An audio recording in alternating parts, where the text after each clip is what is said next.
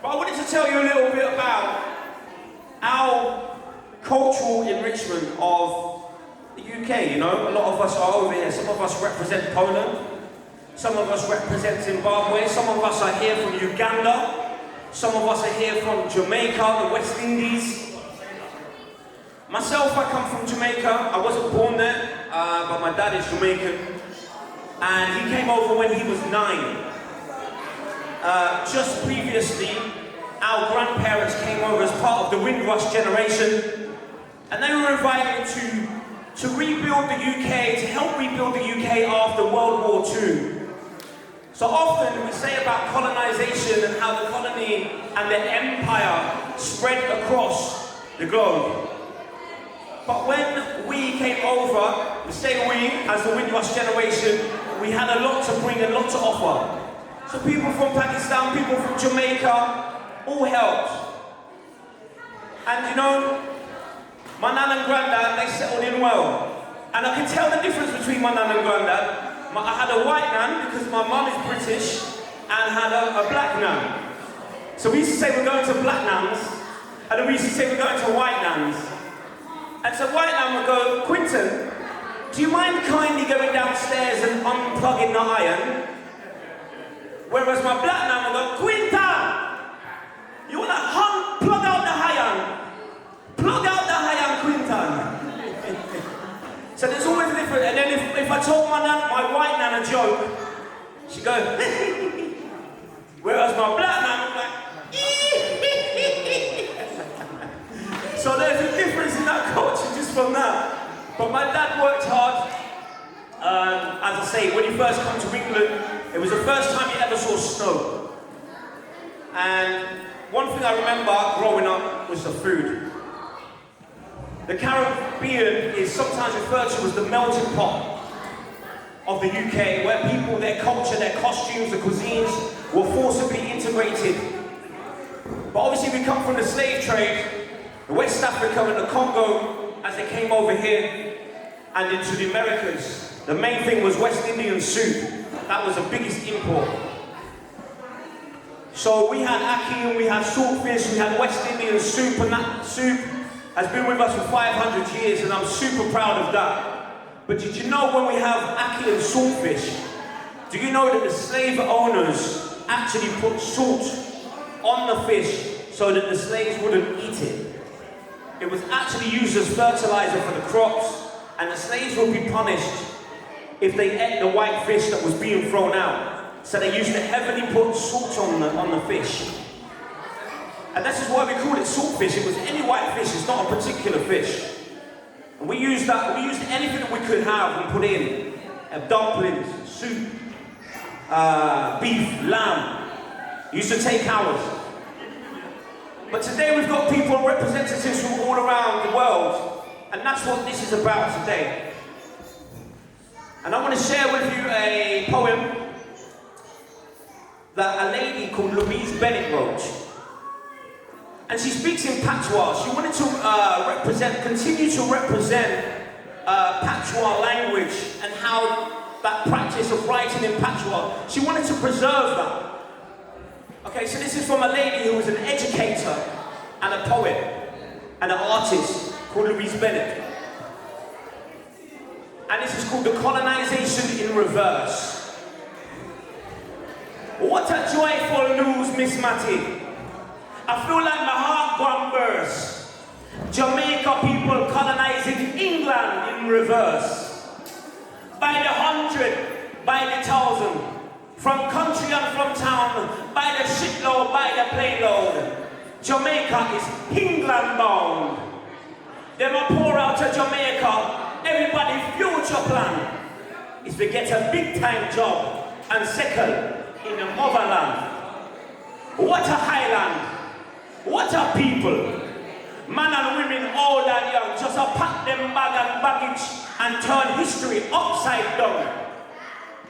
Some people don't like to travel, but to show them loyalty, they will call upon cheap fare to England agency. And week by week, them shipping off, them countrymen like fire, to immigrate and populate the seat of the empire. Wanna see how life is funny? Wanna see how they turn about? Jamaica live in box and bread out of English people mouth. For when them catch a England and start playing them different role, some will settle down to work and some will settle for the dole. Jane said the dole is not too bad because they're paying she £2 a week to seek a job and that suit her dignity. Me say Jane will never find work at that rate how she do look. For all the day she take stay upon aunt, she stay upon aunt fan couch and read love storybook. What a devilment in England, them face war and brave the worst. But I'm wondering how them go and stand colonization in reverse. So that was from a poet. You can find her online. Some of you might be able to relate, but it's good to introduce you to patois language. I don't always talk like that. A little bit every now and again. So I wanted to tell you about the rebirth. Coming over here, we did have to overcome some struggles. We were welcomed by the majority, but maybe the minority wasn't necessarily as welcome. We were promised a lot. We were promised jobs and careers, and highly educated people from English schools in Jamaica actually came over here to be doctors, to be nurses, to be architects, academics.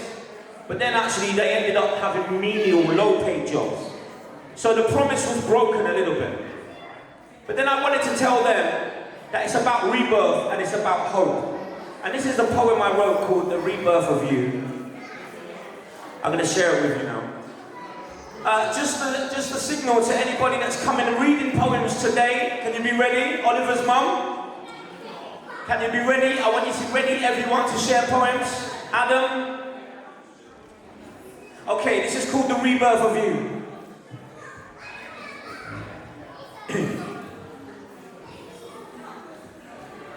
And this is to anyone that's overcome a struggle in their life and adversity, which probably all of you at some point. When you hear this, I want it to be the beginning of your healing process. If life has dragged you to the darkest of places and you're feeling hopeless, if it seems like negative energy is constantly poisoning your progress, if there's a pain in your chest, if reality slowly but relentlessly draws a map on your face, if it feels like the world is whizzing by and you can't keep up with the pace just lately, I think I know where you are. I think you're lost sometimes like we all are and you're walking with a heavy heart. I think you were born with courage from the very start, but the past has been harsh. I think this isn't the first time you've fallen apart and put yourself together again only to be broken in half. Asking yourself in the mirror, how long can this last? With your head in your palms. But look up. Tell yourself that you deserve another chance. Remember it was you who dusted yourself off all of the other times. When everything you built felt like it was burning down, but you called it a forest fire. Because you built it all back from scratch at a time when your life was more than volatile. With only yourself to rely on. When it seemed like all of your friends were standing on the shoulders of giants, whilst you stood in the cold and it's quiet. Trying to survive until the stars are aligned, but you're ready to shine at this moment in time. Why wait for the stars if you can see the sunrise? It's beautiful when you can see the glass is half full, and you show people in the past you can't fool. With your head held high, back arched and stood tall, don't let your dreams die, that's half the battle. Find your safe space and tell them all I'll be back soon. Then close your eyes and have faith in the law of attraction. The universe will respond with more than you imagined. With miracles and breakthroughs, you were born to be a champion. A wise man told me this and I share it with everyone. You don't have to see anyone who don't see that you can be anyone. So delete negativity and you will prevail. Leave behind those who took the wind from your sail. Find your purpose and surround your tomorrows with the ones who never left you to drown in your sorrow.